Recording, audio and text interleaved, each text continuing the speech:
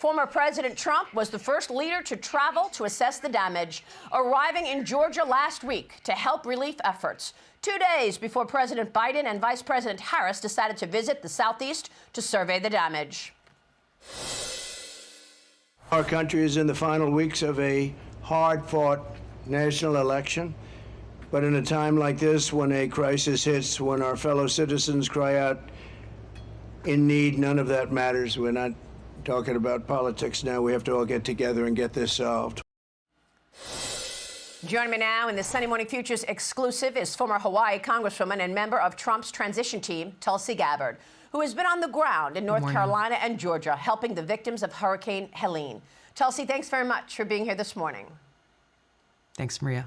Can you tell us what you have been experiencing and assess the situation from the ground? It was heartbreaking there to see how many people still have been forgotten. And this is difficult to capture in words when you see entire towns and entire communities have literally disappeared with their lives, their homes, their businesses, their entire life savings swept away in this 20-foot wall of water that went through their communities. The sad thing is, Maria, you know, I look back to what happened in Maui during the wake of the tragic historic fires there and the many layers of failures that came from FEMA. And I'm seeing the exact same thing play out here today. While Vice President Harris and Joe Biden claim to be doing all they can and providing all the resources possible, FEMA is out on the ground, they say. But when you go out into these rural communities, they have yet to see anyone with a FEMA jacket on knocking on their door saying, how can we help you?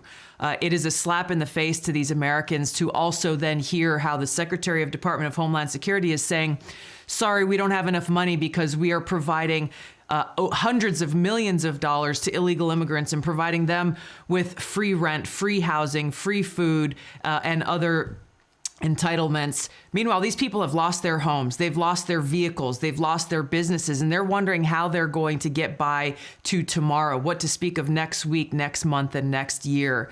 There are such a huge laundry list of the needs that they have.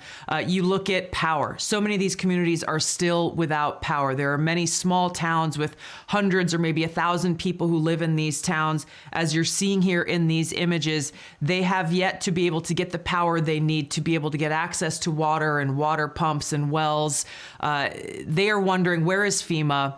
Where are the Army Corps of Engineers? Why haven't people come out there and started to do the necessary work that the volunteer firefighters are unable to do themselves? They're doing all that they possibly can, and they're wondering, where is our government? Why are they not here for us? This is just another example, unfortunately, of Vice President Harris and Joe Biden's American people come last policies, and we're feeling it firsthand. It's so troubling, and I know, thank God for you and your nonprofit and all the other nonprofits out there, because they're not getting the help from Kamala Harris and Joe Biden, that's for sure.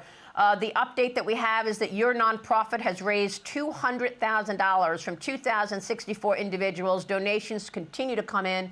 The White House is trying to tell us that no, this is two different pools of money. We didn't use FEMA money for the illegals, but Karine Jean-Pierre actually told us what they were doing back in 2022. Watch this. It's absolutely outrageous. Listen.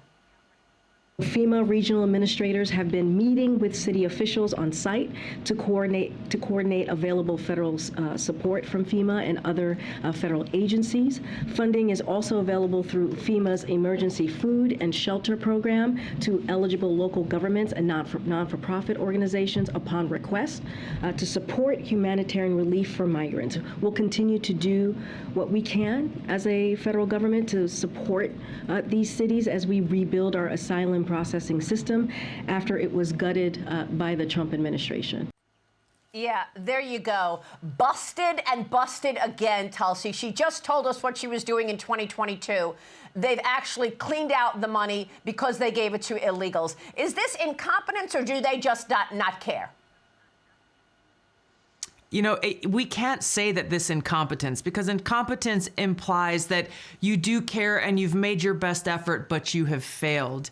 they have made very clear their priorities all along. And unfortunately, it's the American people and our fellow Americans who are in the most dire need in this moment of disaster who are feeling the consequences of that. They've created these open borders. They've provided our taxpayer dollars. You've seen how people are saying, yeah, you know, I get up to 2 years of free rent. They're giving me money for food and they're giving me money to support the family, coming from illegal immigrants who are saying this. That's coming from this Harris-Biden administration. My heart broke over and over again, Maria, as I was speaking to these families who've poured their life savings into their little local small business, into building a life in these small rural communities there in the mountains of North Carolina.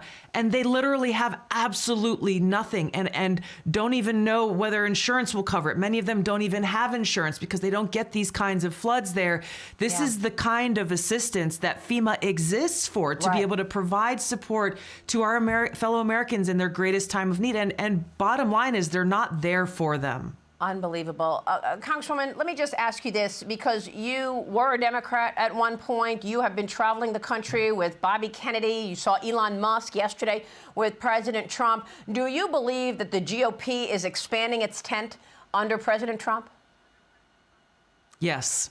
The short answer is yes. You know, when I joined the Democratic Party over 20 years ago, one of the reasons why I joined that party was because it was a big open tent party that stood up for free speech and civil liberties and welcomed people from different backgrounds.